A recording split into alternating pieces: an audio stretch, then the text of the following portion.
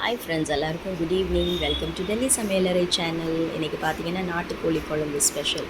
நாட்டுக்கோழியை நல்லா வாஷ் பண்ணிவிட்டு இதில் உப்பு, மஞ்சள் தூள், ஒரு கைப்பிடி அளவு வெங்காயம், இஞ்சி பூண்டு பேஸ்ட் 1 ஸ்பூன், லைட்டாக தண்ணி, அப்புறமா கொஞ்சமாக நெய் விட்டு தான் இதை நான் 5 விசில் வச்சு எடுத்துக்க போகிறேன்.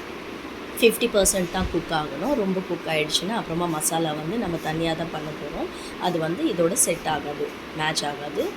அண்ட் இங்கே பார்த்தீங்கன்னா இந்த ஸ்பூன் அளவுக்கு தான் ட்ரை மசாலா எடுத்திருக்கேன். 1 ஸ்பூன் ஜீரகம், 1.5 ஸ்பூன் அரிசி, 1.5 ஸ்பூன் பெப்பர், 2 காஞ்ச மிளகா, 1 இன்ச் அளவுக்கு இஞ்சி, அப்புறமா வெள்ளைப்பூடு, அப்புறம் கைப்பிடி அளவுக்கு தேங்காயம் எடுத்திருக்கேன். அண்ட் கருவேப்பிலை.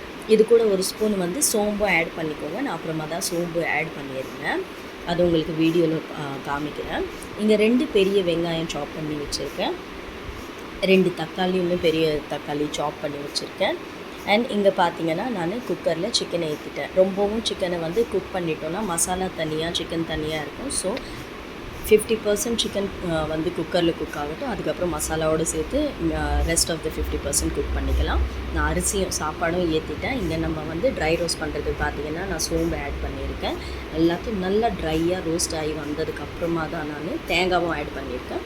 ஸோ தேங்காய் உடனே ஆட் பண்ணிடாதீங்க, லாஸ்ட்டாக தான் தேங்காய் ஆட் பண்ணுங்கள். இங்கே ஹோல் கரம் மசாலாவில் நான் க்ரீன் கார்டமம், இது சினமன் ஸ்டிக்கு, பிரியாணி இலை, அப்புறம் பெரிய கார்டமம் இருக்கும் இல்லையா, அதுவுமே எடுத்துக்கிட்டேன். இது கூடவே நான் அந்த அரிஞ்சு வச்சுருந்த வெங்காயத்தை ஆட் பண்ணி கூடவே உப்பு போட்டுக்கிட்டேன். ஸோ குவிக்காக அது குக்காய் வதங்கி வரும்.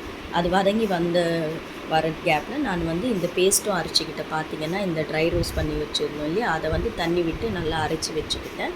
நீங்கள் நான் அந்த வெங்காயம் வதங்கி வந்ததும் தக்காளி ஆட் பண்ணி அதை நல்லா மிக்ஸ் பண்ணி மூடி வச்சுக்கிட்டேன் வதங்கி வரதுக்கு. அண்ட் கூடவே பார்த்திங்கன்னா ஒரு 5 விசில் வந்ததும் அந்த சிக்கன் எடுத்து இதோட ஆட் பண்ணிக்கிட்டேன்.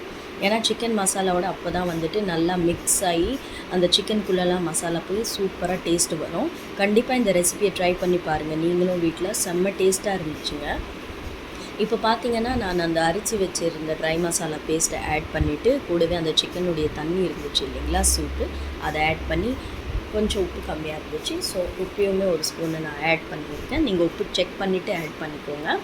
அண்ட் நீங்கள் பார்த்தீங்கன்னா எனக்கு கிரேவி ரொம்ப கம்மியாக இருந்துச்சு. அதனால் கிரேவிக்காக நான் இன்னும் கொஞ்சம் அதிகமாக தண்ணி பாயில் பண்ணி தான் ஊற்றிருக்கேன். சில்லுன்னு தண்ணி எப்போவுமே ஊற்றாதீங்க குக் ஆகிறப்போ. நான்வெஜ்ஜில் எந்த நான்வெஜ் செய்தாலுமே நல்லா குக்காகி எல்லாமே ரெடியாகி வந்ததுக்கப்புறம் நான் ஃபர்ஸ்ட் செக் பண்ணினேன் உப்பு ப்ளஸ் சிக்கன் வெந்துச்சான்னு செக் பண்ணதுக்கப்புறமே கொத்தமல்லியை போட்டு எல்லாமே கம்ப்ளீட்டாக ரெடி ஆகிட்டு இதையும் மூடி வச்சுட்டு. பார்த்தீங்கன்னா ஃப்ரெண்ட்ஸ், இந்த ரெசிபி உங்களுக்கு பிடிச்சிச்சின்னா கண்டிப்பாக லைக் பண்ணுங்கள், கமெண்ட் பண்ணுங்கள், ஷேர் பண்ணுங்கள். அண்ட் என் சேனலை சப்போர்ட் பண்ணுறதுக்கு சப்ஸ்கிரைப் பண்ணுங்கள். இதுதான் ஃபைனல் லுக் என் பையனுடைய பிளேட்டு.